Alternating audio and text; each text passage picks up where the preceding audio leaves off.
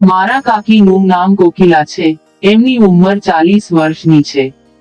મજબૂત બોડીના પાતળા છે અને મોટા મોટા સંતરા જોરદાર લાગે છે. રંગરૂપ એકદમ સુંદર લાગે છે. એકવાર કાકા સાથે કામકાજ એમના રૂમમાં રાત્રે ચાલી રહ્યું હતું. ઘરની બારી ખુલી રહી જતા હું ત્યાંથી નીકળ્યો હતો.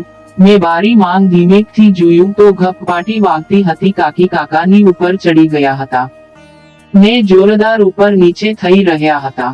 10 મિનિટમાં તો કાકાનો પોપટ સાવ ઢીલો પડી ગયો હતો ને કાકાનું પાણી પણ છૂટી ગયું હતું. કાકીને તો હજુ મોજ લેવાનું બાકી રહી ગયું. કાકા તો સૂઈ ગયા પણ કાકીને ઊંઘ ન આવી. અધૂરું કામ હતું એટલે કાકી બાથરૂમ તરફ ગયા. મેં બાથરૂમની તિરાડમાંથી જોયું તો કાકી એક મોટી કાકડી વડે એમની ગુફામાં કરી રહ્યા હતા ને એમનો અવાજ આખા બાથરૂમમાં મોટે મોટેથી આહા હા હા આવી રહ્યો હતો. કાકી 1 ફૂટ લાંબી અને કડી કાકડીને એમની ગુફામાં આખી અંદર બહાર કરી રહ્યા હતા. જેમ તેમ કરીને કાકીએ પાણી કાઢી નાખ્યું. હું પણ 18 વર્ષનો હતો. હાઈટ બોડી હટી કટ્ટી હતી મારી. કાકીને ઠોકવાનો પ્લાન મનમાં બનાવી લીધો હતા કારણ કે કાકા સંતોષ આપી શકતા ન હતા. હું બહાર ચોકડીમાં ખુલ્લો નહાવા બેઠો હતો. ત્યાં કાકી મારી સુંદર કાયા જોઈને મારી પીઠ ઘસવા આવી ગયા. તે મને જોઈને અંદરો અંદર ખૂબ ખુશ થઈ ગયા. જોર જોરથી સાબુ લગાવીને મારી બોડી મસાજ કરવા લાગ્યા. મને પણ એમના મુલાયમ હાથ મારા શરીરે ફરતા હોવાથી ખૂબ મોજ આવવા લાગી. કાકીને પણ ખબર પડી ગઈ કે મને મજા આવી રહી છે. ધીમેકથી કાકીએ એમનો હાથ પાછળથી મારા જાંઘિયામાં નાખી દીધી. મારા પોપટને સાબુથી ઘસવા લાગ્યા. પોપટ એવો ફૂફાડા મારવા લાગ્યો. ધીરે ધીરે એ 7 ઇંચની લંબાઈમાં આવી ગયો. જાડો પણ મસ્ત થયો હતો. કાકીને મનમાં લડું ફૂટ્યા કે ભત્રીજો તો એના કાકાનેથી મોટો પોપટ રાખે છે. નહતા નહતા ભાન ભૂલી ગયા ને ઘરમાં કોઈ હતું નહીં. એનો ફાયદો ઉઠાવીને મને ઘરની અંદર લઈ ગયા.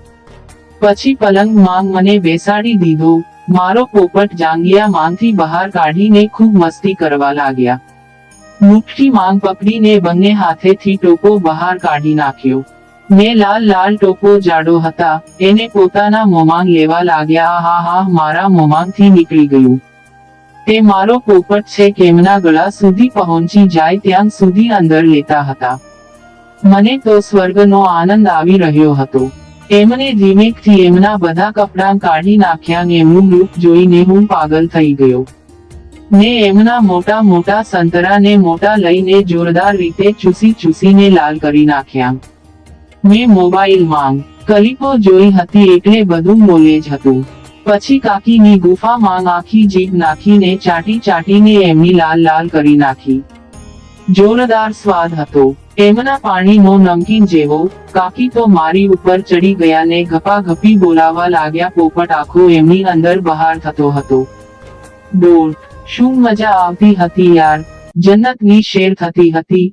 જિંદગીમાં આવી મજા ક્યારે પણ આવી ન હતી. એટલી મોજ કાકીએ કરવી દીધી.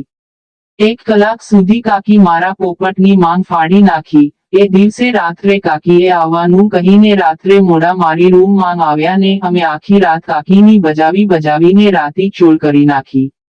4 વખત દાવ લીધો. કાકીએ જોરદાર મોજ કરાવી દીધી. પછી રોજ રાત્રે મારા રૂમમાં આવીને અમે રોજ કાકીની ગુફામાં મારો પોપટ ઘુસાડીને રોજ રંગરેલિયા માનવીએ છીએ.